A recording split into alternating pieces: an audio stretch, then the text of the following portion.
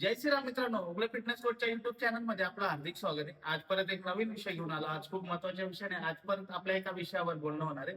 ते म्हणजे तुमचे पाय दुखत असतील, घडी घडी दुखत असतील आणि घडी घडी सूज पायाला येत असेल, तर यावर मी घरगुती 2 उपाय सांगणार आहे.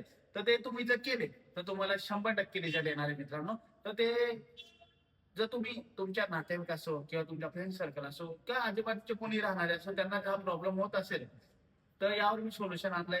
ते 100% तुम्हाला इफेक्टिव्ह होणार आहे आणि याचा फायदा तुम्हाला नक्की होणार आहे. तर मित्रांनो, कसं आहे, भरपूर जणांना आता थंडीचे दिवस चालू आहे, पायाला सूज येत असते किंवा पायाला दुखापत होत असते, कारण की स्नायू हे कडक झालेले असतात.